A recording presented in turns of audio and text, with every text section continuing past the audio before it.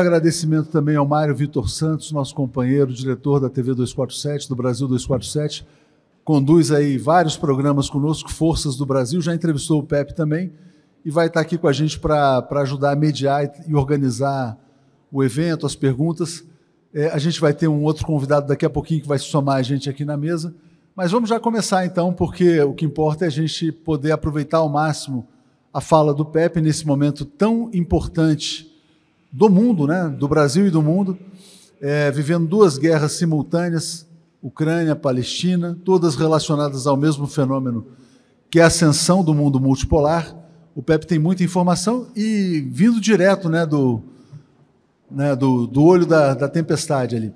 Bom, depois, como a gente fez nos outros eventos, a gente vai abrir para perguntas também, mas antes queria passar para o Mário Vitor dar uma contextualizada na importância desse evento de hoje. Obrigado a todos que estão aqui. Valeu, gente. Obrigado. Boa.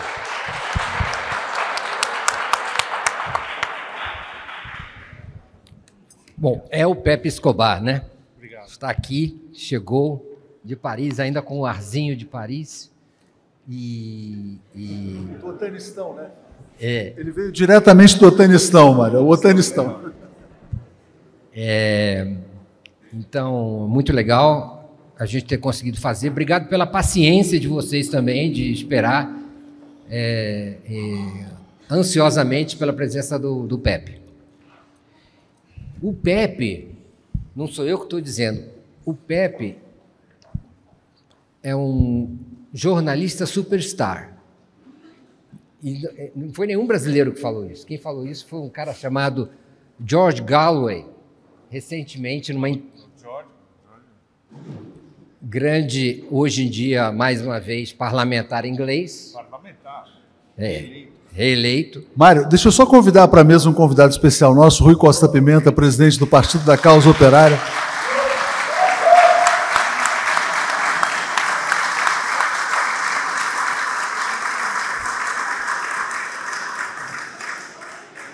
Pode chegar aqui, Rui, por favor.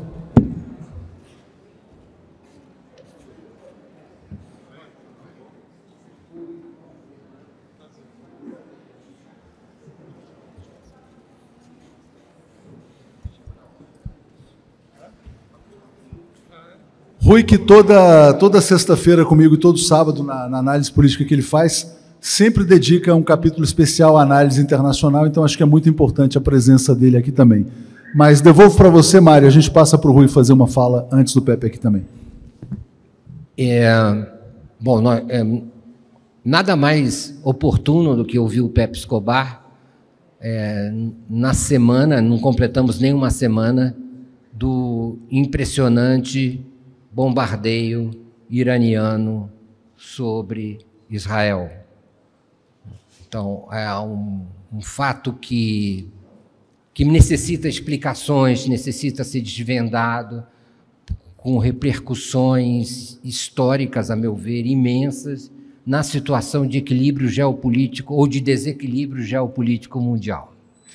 Então, nada melhor do que ter o Pepe para nos ajudar a entender e a expandir as repercussões desse fenômeno.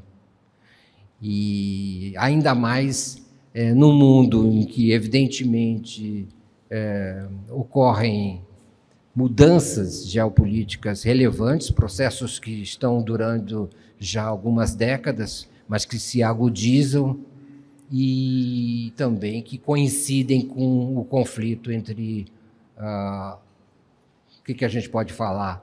A OTAN e a Rússia e a China em torno da Ucrânia.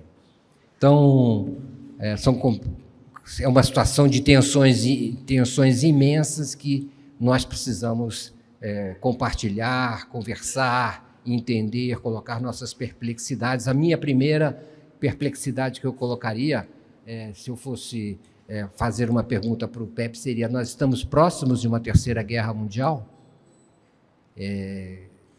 Seria esse o raciocínio que eu poria para ele, mas é isso. Então, só quis colocar essas linhas gerais da situação que nós estamos vivendo, não em geral, agora, nessa semana, com eventos super atuais. Obrigado, Mário. Vamos passar para o Rui fazer uma fala inicial e a gente passa aqui para o Pepe na sequência. Obrigado, Rui, pela presença. A gente fez o convite aqui de última hora. Muito obrigado. Obrigado pelo convite. É um prazer participar desse debate aqui. Eu acho que nós todos temos consciência de que nós estamos vivendo um momento excepcional. Não só um momento excepcional da conjuntura, mas um momento excepcional da história do mundo. Nós estamos vendo aqui, tá, o desmoronamento gradual de um dos maiores poderes políticos que o mundo já conheceu, que é o imperialismo moderno, chefiado pelos Estados Unidos. Não houve na história do mundo um poder dessa magnitude. Se nós olharmos os impérios anteriores, né, o Império Britânico não teve esse nível de intervenção e de ditadura e de domínio que tem os norte-americanos, né? E os impérios mais antigos, nem falar, porque os seus meios eram muito mais primitivos. O império que nós temos hoje é um império que consegue espionar, né, 7 bilhões de seres humanos no mundo inteiro, como o Snowden revelou, né, publicamente. E nós estamos vendo o colapso. Nós estamos vendo uma determinada fase desse colapso. E, pelos acontecimentos recentes, né, eu acho que seria seguro dizer que esse colapso vem se acelerando, né? É uma coisa natural, né? Não é apenas um problema de maquinações políticas e de uma luta política determinada. Todos os impérios, eles fracassaram porque eles caíram num parasitismo econômico muito grande, e enquanto que os seus adversários, que eram mais primitivos do que ele, foram crescendo, tá? Foram adquirindo o conhecimento, foram evoluindo culturalmente. Isso daí leva ao colapso de qualquer império, né? O Império Norte-Americano, nós estamos vendo uma fase muito importante, na minha opinião, desse colapso. Eu acho que é uma sequência de acontecimentos, né? Se a gente fizer uma linha do tempo, nós vamos ver como esse colapso se acelerou. O primeiro momento desse colapso foi o colapso do Império Britânico no final da Segunda Guerra Mundial, que foi seguido de um levante importante de povos, como a China, como a Índia, que conquistaram a sua independência ou fizeram uma revolução socialista, tá? Depois nós vimos aí a derrota da França no Vietnã, que foi um ponto culminante dessa linha do tempo. Os norte-americanos foram obrigados a intervir, tá? Nós vimos o colapso definitivo do imperialismo francês na Argélia, que foi outro ponto luminoso dessa trajetória. E aí nós tivemos, né, o que seria, digamos assim, o princípio daquilo que nós estamos vendo hoje, que foi a derrota norte-americana no Vietnã. De lá para cá, o imperialismo, ele é um imperialismo encolhido, defensivo. Os norte-americanos tentaram recuperar o seu poder militar no mundo, tá, com a invasão do Iraque e do Afeganistão. Fracassaram. Nós vimos aí o último episódio, que foi a retirada vergonhosa dos norte-americanos do Afeganistão, derrotados por um grupo muito mal armado, muito mal organizado, mas decidido a derrotar os norte-americanos. A partir do Afeganistão, nós entramos numa espécie de espiral de crise. Nós temos a operação militar russa na Ucrânia, a Palestina, a África, e, num certo sentido, né, esses acontecimentos geraram quase que um estado de guerra entre a maioria dos países do mundo e o Império. Agora nós vimos o caso do Irã, né? Minha opinião, gostaria de ouvir a opinião do Pepe Escobar sobre isso. Eu acho que o bombardeio iraniano foi o segundo maior acontecimento, ou terceiro maior acontecimento político do século XXI.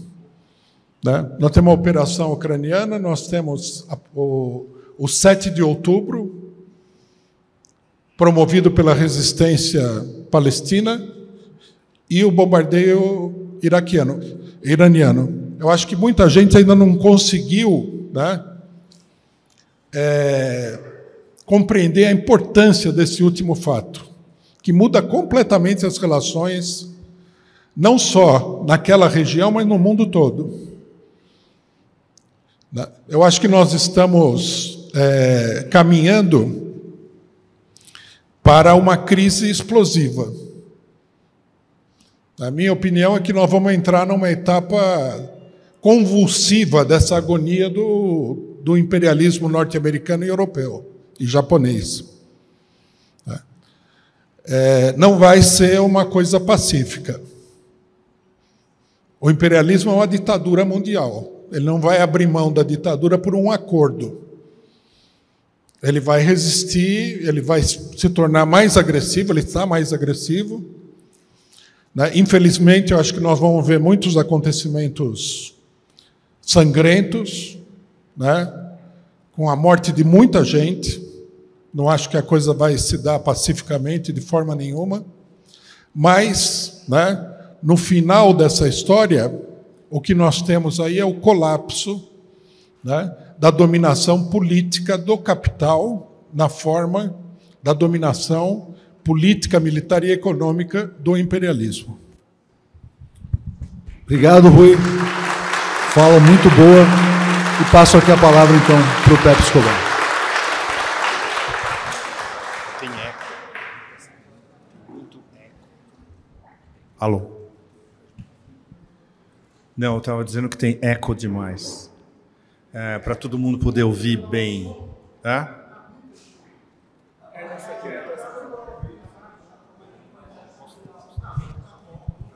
Tem que ver qual é a distância. A distância. É prática, é achar a distância ideal para falar para vocês todos e o pessoal que está no fundo ter acesso também. Melhorou? Eu acho que está um pouco melhor agora, tem menos eco do que o anterior. Ok, obrigado pelo feedback. Oh my God, complicado. Eu poderia ficar aqui até às 5 da manhã amanhã falando com vocês, porque eu queria dar exemplos práticos, falar dos meus exemplos, do que eu tenho visto a olho nu desde o início da década, na verdade, e das 2 décadas, das 3 décadas. Para ter uma ideia, no ano 2000, há 24 anos atrás, no mesmo ano, eu vi na minha frente a eleição de Putin, a primeira, e eu atravessei o Afeganistão Talibã de ponta a ponta, da fronteira paquistanesa à fronteira iraniana. Então, claro, isso te marca. Isso foi um ano antes do 11 de setembro. No ano seguinte, antes do 11 de setembro, eu estava no Afeganistão. Eu entrevistei o Massoud 3 semanas antes dele ser assassinado, 2 dias antes do 9/11, do 11 de setembro. Então, essa aceleração da história, ela vem desde o início do milênio.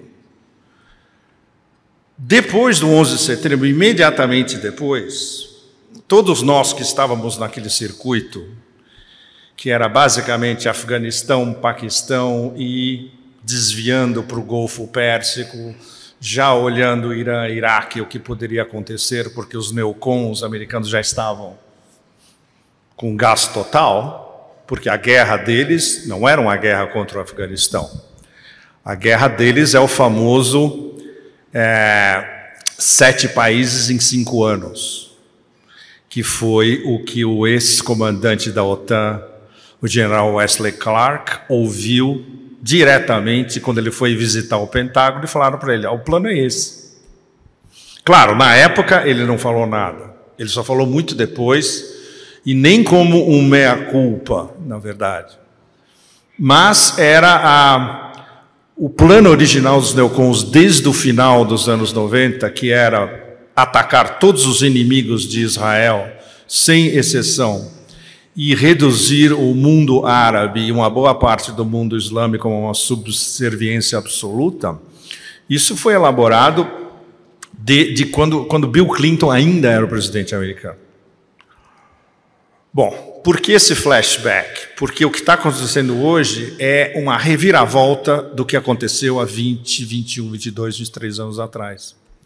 A gente achava que a tal declarada guerra contra o terror, que era uma guerra do terror do Império, seria o vetor principal do século XXI. Por exemplo, você voltando para depois do choque nó, a invasão e destruição do Iraque em 2003, quando os neocons, no auge da sua soberba, diziam na capa do New York Times: nós somos a nova realidade e vocês todos vão ter que se adaptar. Eles estavam literalmente no topo do mundo na época. E para todos nós que estávamos no terreno vendo o que estava acontecendo, não é bem isso. Um exemplo prático para vocês. A queda, entre aspas, queda do Saddam em Bagdad em março de 2003. A famosa estátua derrubada pelos Marines em Tahrir Square.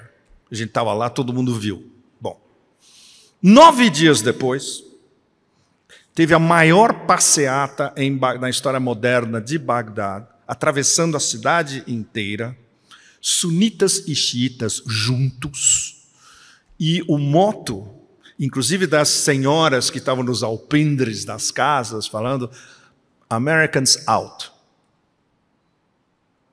Ou seja, eles começaram a perder a guerra já na primeira semana, mas eles não viam isso.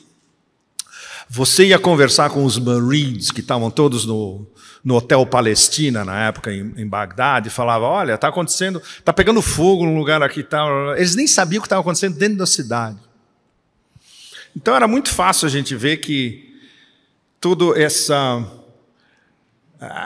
a maneira como eles impingiram ao planeta a nossa força exacerbada, quase uma coisa quase jupiteriana, ninguém consegue ir contra. Não, no terreno o negócio já estava fundindo. Como começou a fundir no Afeganistão nos anos seguintes. E isso a gente sabia muito bem. O Afeganistão é fascinante como um festival antropológico non-stop e, ao mesmo tempo, você conversar com as diferentes etnias e sentir o peso da história por trás deles e como eles, a relação deles com todos os impérios que invadiram e fracassaram.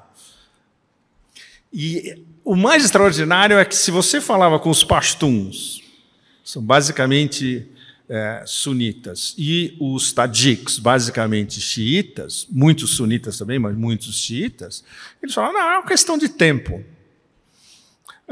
Mais cedo ou mais tarde eles vão ter que ir embora, eles vão ser expulsos. Demorou 20 anos, eles foram expulsos. Inevitável.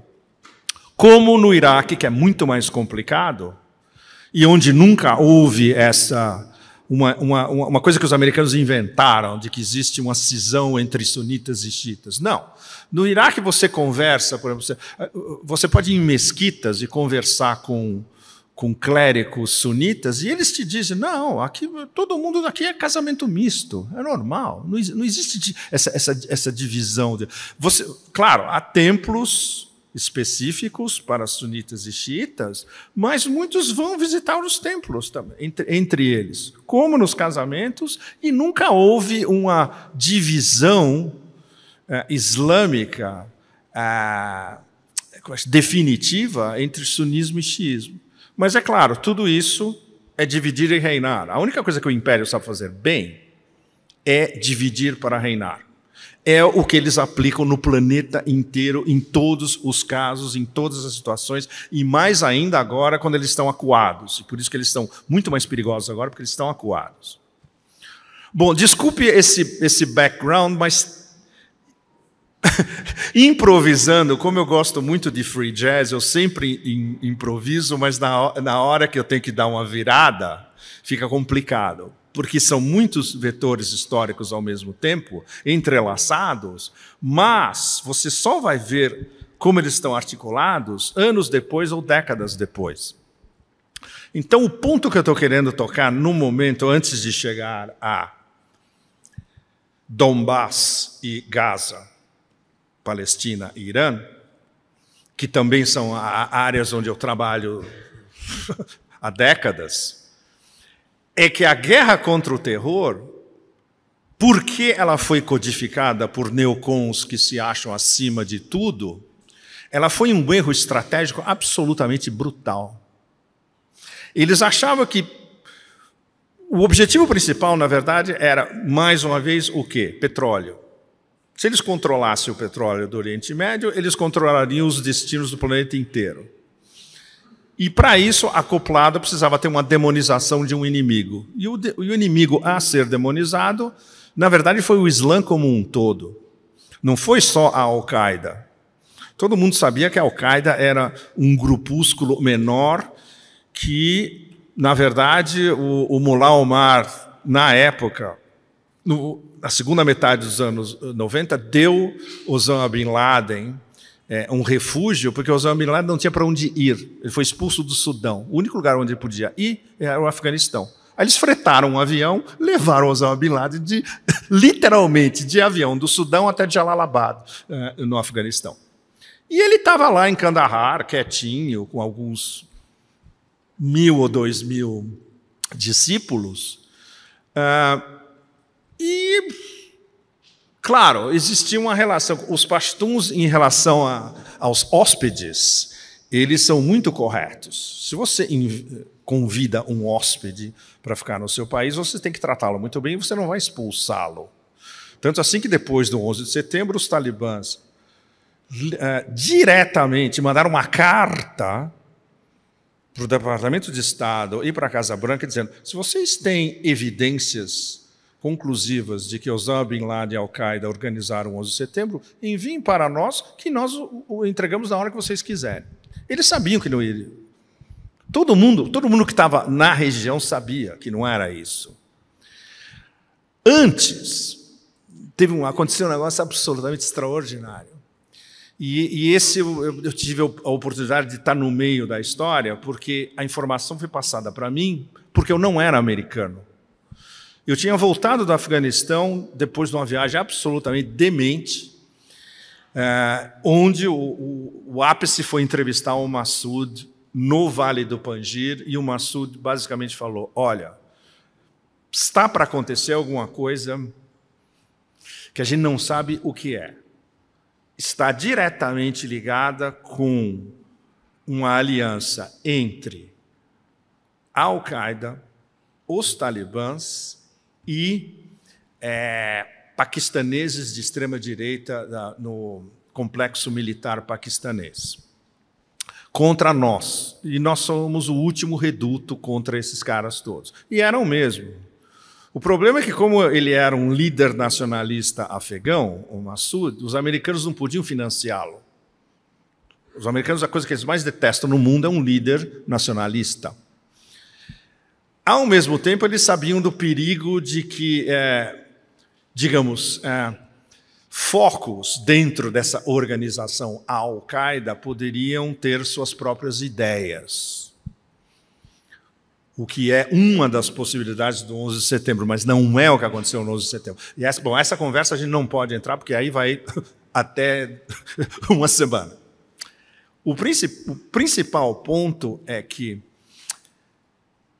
essa conjunção dentro do Afeganistão, você tinha um líder nacionalista defendendo um futuro de um país extremamente importante, numa confluência geopolítica e histórica super importante, e o interesse dos americanos não era algo assim. O interesse deles era simplesmente dominar essa região toda. Opa, café.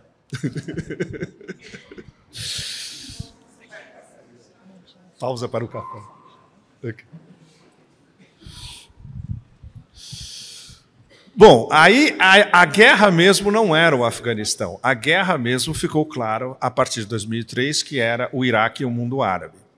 E essa conquista de 7 países em 5 anos. Enquanto tudo isso estava acontecendo na primeira década dos 2000, os neocons mais exacerbados, como o Rumsfeld, que era secretário da Defesa na época, eles ficavam gritando todo dia, bomb, bomb, bomb, bomb, Irã. Muitos de vocês devem lembrar disso. Eles já estavam de olho no Grande Prêmio, que não era o Iraque era um caminho. Depois, Síria, Líbano, caminho também. O Grande Prêmio sempre foi o Irã. Porque o golpe psicológico no establishment americano da Revolução Islâmica em 79 nunca foi superado. E jamais vai ser superado. Jamais, jamais, jamais. E isso é bipartidário, isso são todos os think tanks, isso é a mídia inteira, isso é o complexo industrial militar, especialmente a CIA, todo mundo. Enquanto isso, o que estava acontecendo na Rússia e na China? Muito importante. Isso é importante porque vai nos levar ao que a gente vai conversar sobre a situação atual. A China estava crescendo a 12%, 14% ao ano, industrialização mega rápida, desde a famosa viagem do Deng Xiaoping na China em 92. E Vladimir Putin, que tinha sido eleito presidente pela primeira vez em março de 2000, começou um processo de vamos sanear o que aconteceu no espaço pós-soviético nos primeiros 10 anos, vamos sanear o horror da exploração de todas as riquezas russas durante toda a década de 90. Vamos ter uma conversa séria com vários desses oligarcas e mostrar que o jogo agora é outro. Vamos reerguer a economia russa, que estava num buraco. Vocês não têm ideia o que era a Rússia em 2000. Era um país totalmente devastado. Totalmente devastado. Os Chicago Boys, os amigos de Jeffrey Sachs, os friedmanistas, etc., eles focalizaram nos oligarcas chaves com que eles tinham relações e que podiam controlar as riquezas que os interessavam. Quando começou o contragolpe com o Putin e com o seu círculo de São Petersburgo, que chegou ao poder, que era gente basicamente de inteligência, é o que na Rússia eles chamam de Siloviki. Siloviki é digamos, o conglomerado de inteligência. Eles viram que a tarefa na frente era reerguer o país e sanear o país. Isso é um negócio que ia durar provavelmente décadas. Já em 2007, já havia sinais de que isso estava andando bastante rápido, porque foi o ano em que Vladimir Putin vai à Conferência de Munique, na frente de todo o GOTA ocidental, americanos, canadenses, OTAN, europeus, alemães, etc., e fala, olha, essa história de mundo unipolar, acho que a gente não concorda muito com isso, não. A Rússia tem que ter a sua voz. Ficaram absolutamente pasmos e não se recuperaram tão cedo. E a leitura que fizeram, evidentemente, foi uma leitura guerreira. Opa, esse cara não é um dos nossos, nós vamos em cima dele. Mas em 2007 isso ainda era muito embrionário. Porém, já havia planos dentro da OTAN e planos dentro dos think tanks americanos, especialmente a Rand Corporation, que é basicamente o think tank do Pentágono. Vamos desestabilizar a Rússia pelas bordas. E isso, inclusive nos últimos anos, ressurgiu com um outro report da Rand Corporation, e um belo dia a própria imprensa americana, a grande imprensa americana, começou a... Olha, a Rand Corporation falou, o que está acontecendo agora eles já tinham previsto antes. Claro, tudo o que acontece em política externa americana é previsto antes pelos think tanks. Tem uma a Avenida Massachusetts, em Washington, sabe como a gente chama ela? A tradução, a viela dos think tanks, porque é um think tank atrás do outro. Então você vai lá e fala com esses caras, se dá o trabalho de passar semanas marcando, indo lá, conversando, quem é você, qual coisa, o que vocês estão lá, os papers, passa os papers, está tudo planejado. É a diferença com a Europa, com a América Latina, em muitos casos com a Rússia também. Eles são especialistas em prever cenários, onde, evidentemente, o império predomina sempre. E é uma indústria extremamente sofisticada, a ponto que o nosso amigo Ray McGovern, que era da CIA, ele cunhou a expressão ideal para identificar esse complexo industrial. Não é só um complexo industrial militar, é um complexo industrial militar de think tanks, de mídia, academia e todos juntos. Porque quando um think tank desse tem um plano, por exemplo, como vamos cortar a Rússia pelas bordas, no dia seguinte tem uma matéria monstro no Washington Post falando disso, por exemplo. Então a coordenação e a sofisticação da coordenação da estratégia de soft power, de comunicação do Império, é um negócio incomparável. Ninguém consegue chegar perto. Os chineses estudam, mas os chineses não têm como dizem os franceses, souplesse. Eles não têm o jogo de cintura para fazer algo parecido. Os russos fazem muito bem, mas fica fechado dentro da academia Rússia,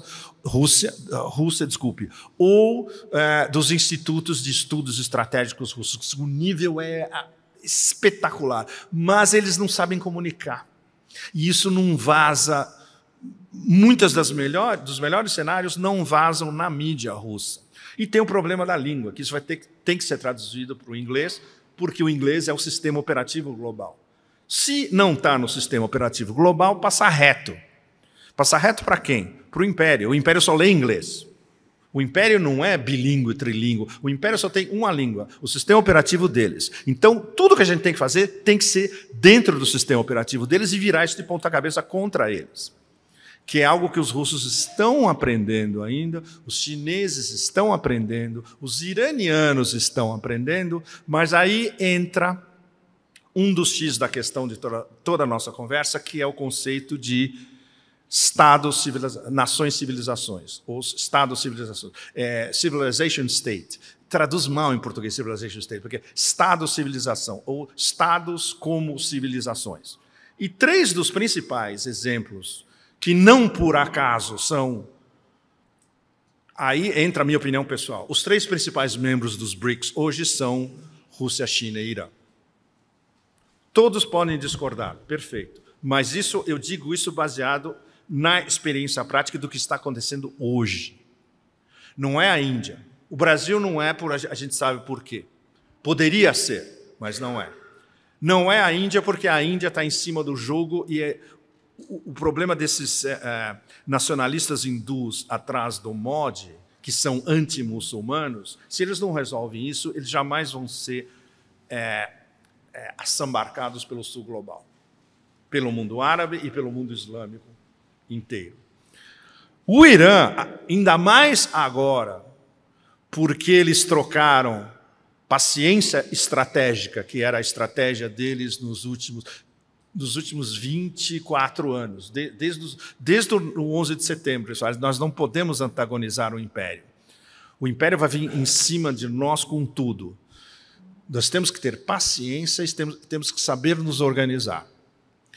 O que é extraordinário, porque isso implica uma conceitualização no topo do Ayatollah Khamenei e implica ele ter intelectuais e militares capazes de seguir essa linha, mas em termos práticos, que é onde entra o general Soleimani. E aí, na verdade, esse é o meu tema de trabalho há anos, desde o início dessa década, porque a década, não sei se vocês lembram, começou com um assassinato. O assassinato do general Soleimani no dia 3 de janeiro de 2020. Foi o título que eu dei para o meu livro anterior, que saiu nos Estados Unidos. Foi publicado em 2001. O título do livro é Raging Twenties, que é Os Anos 20 Raivosos. Claro, uma brincadeira com os anos 20 de Fitzgerald e Hemingway, dos anos 20 a 100 anos atrás. No dia, eu estava na Sicília, eu acordei de manhã, olhei o telefone, o general Soleimani foi assassinado. Fuck! Aí te bate uma iluminação. Falo, a década começou com um assassinato. E isso os iranianos perceberam muito bem. E os iranianos perceberam que Soleimani era tão forte como defensor de uma ideia à chama e um general pondo na prática uma estratégia a longo prazo contra o império e contra o porta-aviões do império no oeste da Ásia, também conhecido como Israel, que ele tinha que ser assassinado. Trump nem sabia quem era Soleimani, mas os caras da CIA, do Pentágono, que venderam o assassinato para ele, sabiam tudo, deram o dossiê completo para ele. Bom, como os iranianos reagiram a isso? Eles sabiam que eles não podiam criar uma guerra direta. Eles fizeram uma prévia do que eles fizeram na semana passada. O ensaio do que eles fizeram na semana passada, eles fizeram em 2020. Por vias, eles têm... O Império e o Irã têm comunicação. Ultralateral. É a embaixada da Suíça em Teherã e o Sultanato de Omã. Eles usam um ou outro, ou às vezes os dois. Dessa vez, por exemplo, eles usaram Omã. Na primeira instância, como vingar o assassinato de Soleimani? Eles passaram um recado. Olha, vai ter um ataque, vocês não vão gostar. E não vai ter muito que vocês possam fazer contra, porque nós já tomamos essa decisão. Eles não atacaram o Império diretamente, eles atacaram bases do Império no Iraque. Porque Soleimani foi assassinado em Bagdá, no Iraque.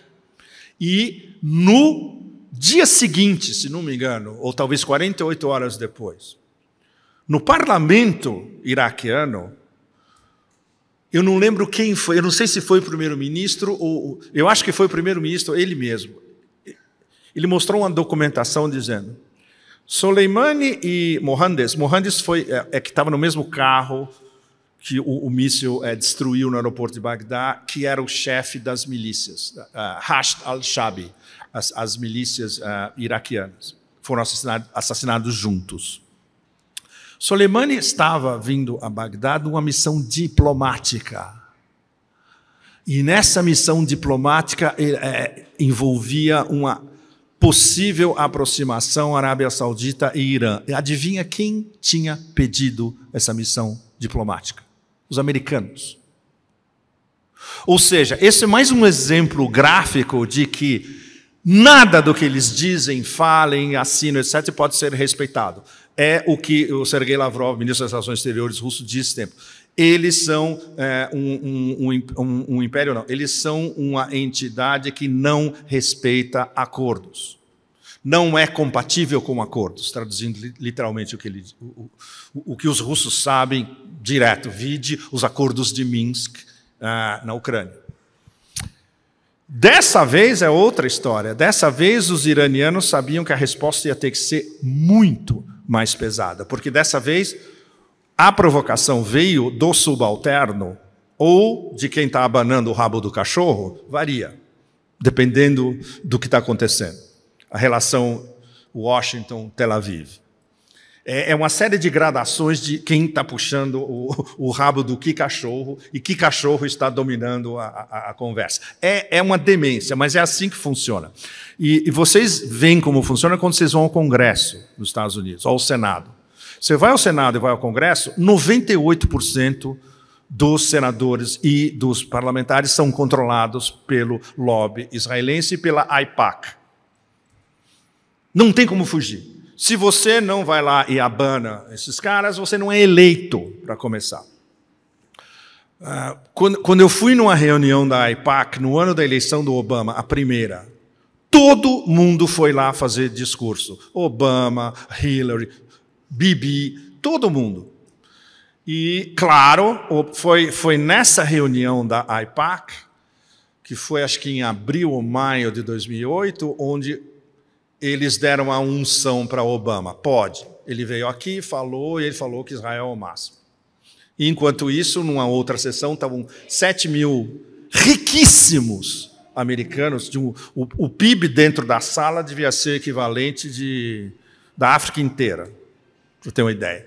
Gritando, basicamente, morte à Palestina e morte ao Irã. Não estou brincando. É isso. Você vê isso na sua frente, num hall gigantesco em Washington.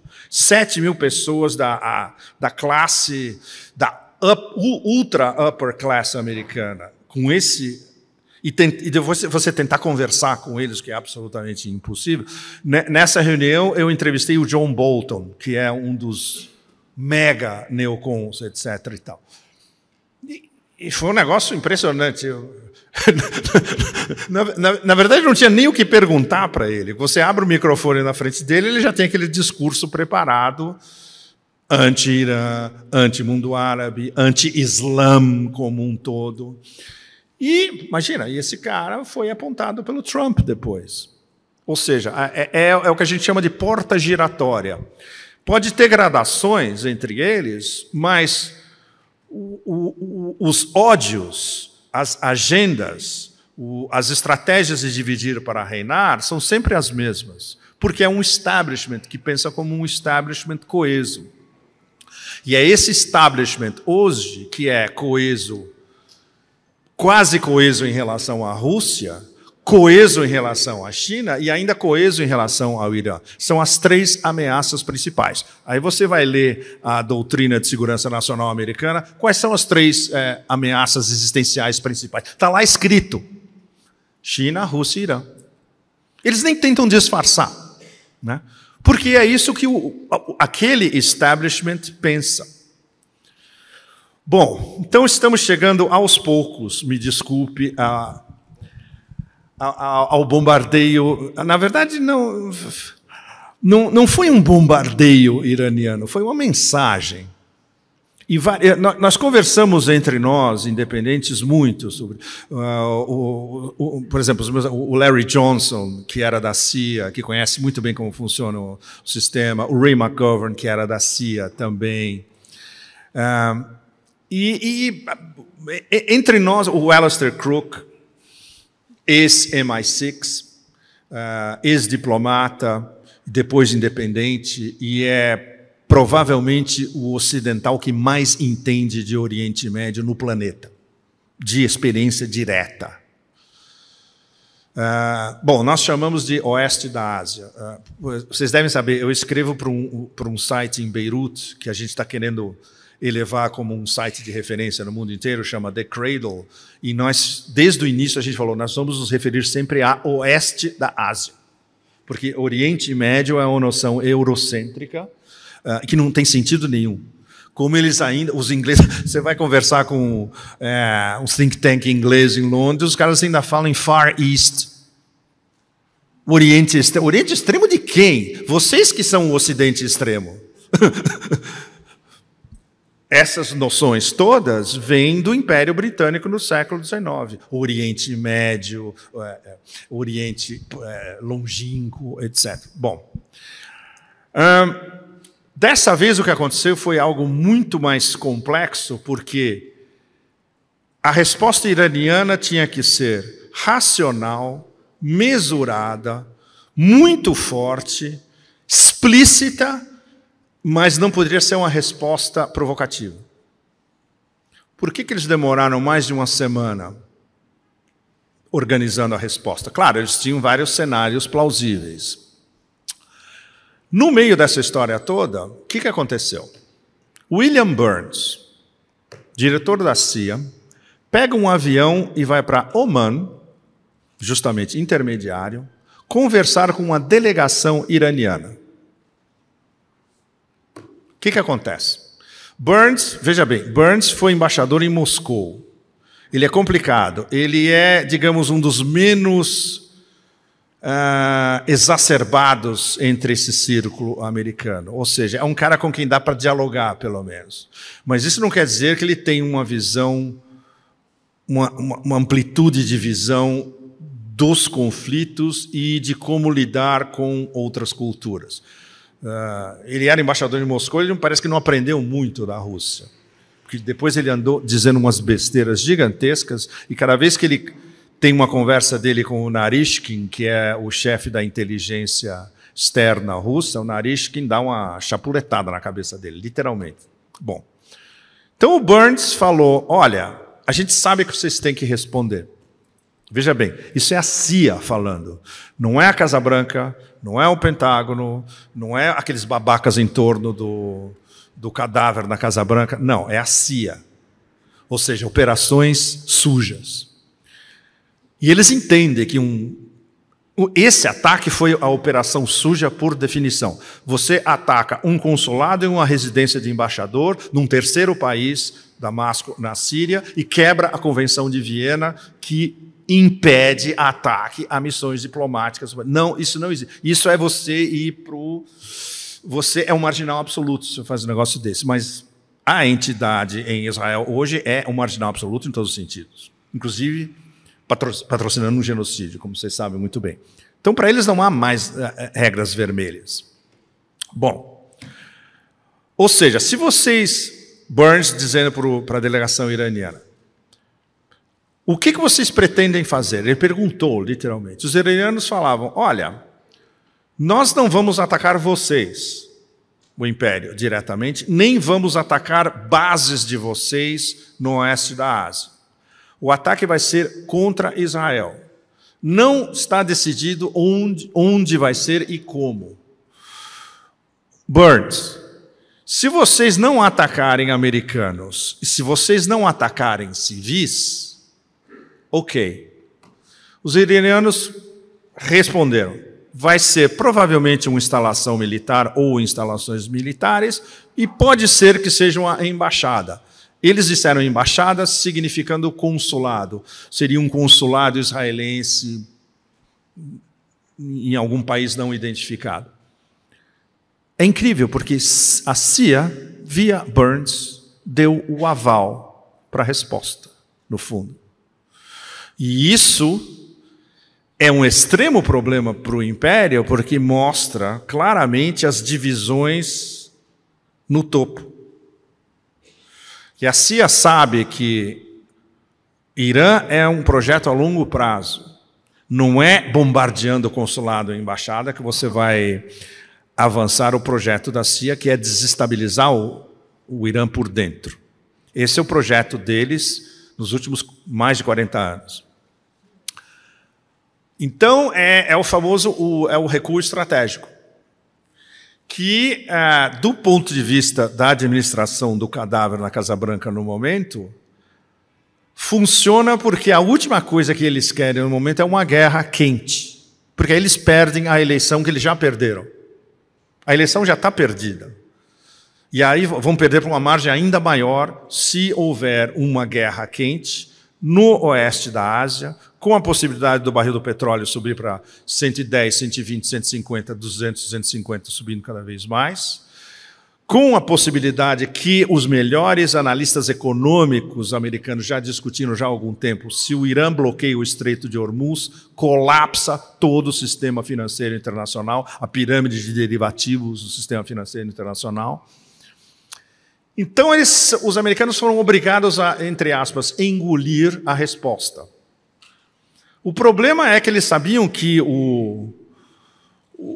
a entidade bíblico-psicopatológica genocida jamais iria engolir e vão querer a resposta, que é o estágio que a gente está agora, onde tudo pode acontecer de hoje até o final da semana ou nas próximas semanas, porque vai ter uma resposta. E o menu deles de resposta é um negócio aterrorizador. Inclui a possibilidade de um ataque na usina de Natanz, onde tem uma parte do programa nuclear iraniano, desculpe.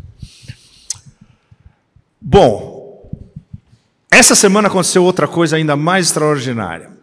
Seymour Hersh, que é o maior repórter investigativo americano. Para minha geração, o ícone de reportagem investigativa era o Seymour Hersh, porque ele... Bom, o escândalo de My Lai em 1972. A história é dele, inteira, do começo ao fim. Ou seja, um scoop desse, ninguém foi capaz de fazer semelhante. E depois, anos depois, vários outros furos, o que estava acontecendo mesmo em Abu Ghraib, a prisão controlada pelos americanos perto de Bagdá.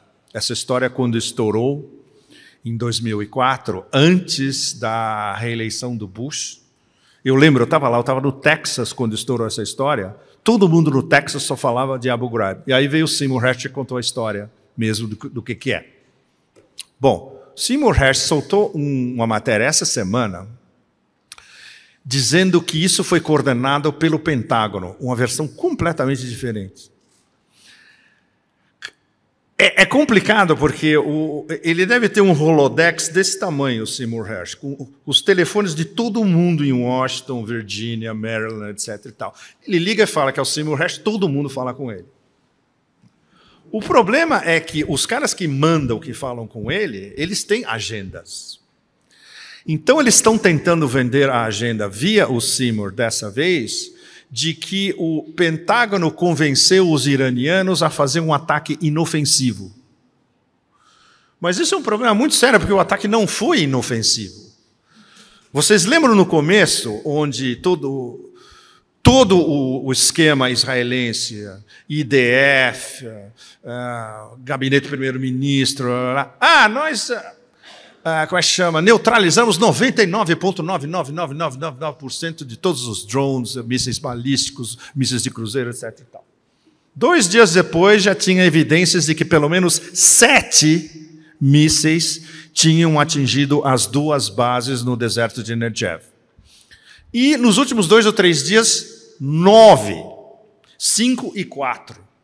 Para não falar do centro de inteligência nas colinas do Golã, que, segundo o pessoal do Hezbollah no sul do Líbano, foi praticamente destruído. Mas não tem imagens e isso não vazou para lugar nenhum. Eles estão querendo esperar o momento certo para soltar essas imagens. Ou seja, o ataque não é que o ataque foi muito ofensivo e calibrado, extremamente inteligente, que foi um ataque em 3 níveis. E esses babacas não perceberam que era um ataque de 3 níveis desde o começo. O primeiro nível é soltar um monte de drones velhos, porque os drones novos iranianos é um negócio muito sério. Não usaram. Você satura todas as defesas antiaéreas israelenses, foi exatamente o que eles fizeram. Os americanos e os ingleses estavam usando mísseis de navios americanos e ingleses para neutralizar um drone de $10 mil. Nesse nível. Bom, esse foi a primeira leva. A segunda leva, os mísseis de cruzeiro. Alguns passaram já pelo sistema a malha de sistema de defesa israelense, que é de uma complexidade extrema, que são sistemas americanos e cópias feitas em Israel. Aí tem o Iron Dome, que já provou que é um lixo contra os mísseis dos iemenitas. Um negócio que chama David's Sling, outro que chama Arrow 3.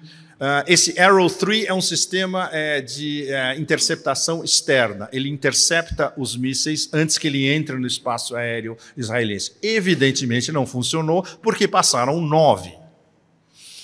E o mais extraordinário, essa base Nevatim, no meio do deserto do Negev, é a base mais protegida do planeta inteiro. Porque é lá que ficam os F-35 americanos e é lá que fica o creme de la creme da defesa israelense. 5 mísseis. Ou seja, o Pentágono não pode dizer que isso foi um ataque inofensivo. Ou seja, essa história Eu vou mandar um e-mail para o Sy Hersh, inclusive, falando: Sy, escuta, todo mundo adora você, mas você acredita no que eles te falaram? Claro, ele escreve dizendo o que os caras lhe disseram, não é que ele está endossando, que é o que o Sy costuma fazer. Ele tem aquelas fontes espetaculares, os caras contam histórias incríveis, ele publica, sem comentar. Inclusive porque ele tem um problema, ele não conhece o oeste da Ásia. Então você tem que conhecer a realidade local e você tem que conhecer como funciona o Irã.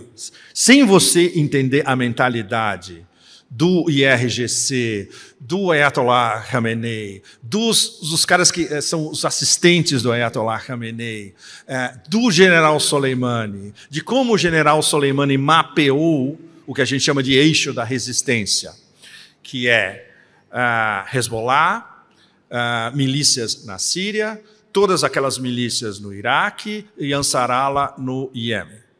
E, evidentemente, o Al-Quds Force do Irã. Tudo isso foi planejado pelo general Soleimani. Na última vez que eu fui ao Irã, eu conversei com comandantes que trabalharam sob o general Soleimani. E os caras confirmaram tudo isso. Os caras tinham sido mandados para a Síria. Eles foram treinados no Irã, foram mandados pelo Soleimani na Síria. Eles eram comandantes na Síria. E eles contando da experiência deles na Síria e como o Soleimani tinha uma visão, e sempre teve uma visão do grande plano do eixo da resistência, e que ninguém, não só que ninguém teve, mas que pode ser, está sendo aplicada e vai continuar sendo aplicada pelos seus epígonos, incluindo o general que foi assassinado no consulado em Damasco. Esse cara, o segundo, Zaheri, ele era um dos generais top do Soleimani, e ele era o coordenador militar dos iranianos com Síria e Líbano estacionado em Damasco. Ou seja, mais uma vez, os israelenses reproduziram um caminho dos americanos. Eles mataram um cara que eles falam: esse cara é muito perigoso, ele tem que sumir. É a mesma coisa que aconteceu com o Soleimani no começo dos anos raivosos. Ou seja, eles pensam sempre do mesmo jeito. Se a gente mata a cabeça da cobra, entre aspas, vai avançar a nossa agenda. Não, não é assim que funciona. Porque, por exemplo, o eixo da resistência, o Soleimani pensou descentralizado. Eles se falam, eles se coordenam, mas eles tomam decisões próprias, eles próprios. E por isso que é tão perigoso não só para os regimes árabes de todo aquele círculo, mas para o grande projeto que é expulsar o império do oeste da Ásia como um todo. E essa é a grande agenda do Soleimani, que é a agenda do Ayatollah Khamenei, que é a agenda do IRGC. Isso os think tanks americanos, claro, eles não conseguem conceptualizar, mas eles entendem que esses são os caras mais perigosos. Mas como a gente vai lidar? Justamente porque é descentralizado.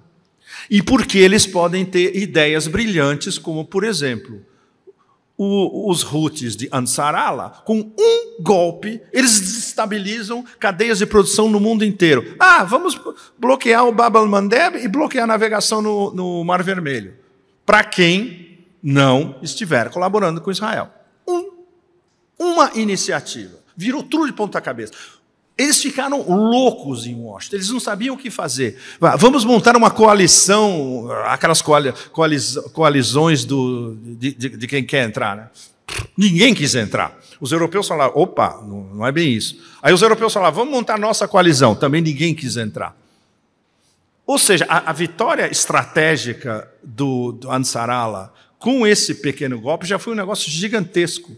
Além do que, no mundo islâmico inteiro, foi visto como um país bombardeado durante 7, 8 anos por uma coalizão liderada pela Arábia Saudita, com os americanos apoiando por trás, é capaz de impor isso para o Império. O Império está nu, literalmente. Então, essa é a beleza do mapa estratégico, porque o que eles fazem é diferente do que o Hezbollah faz no sul do Líbano, por exemplo.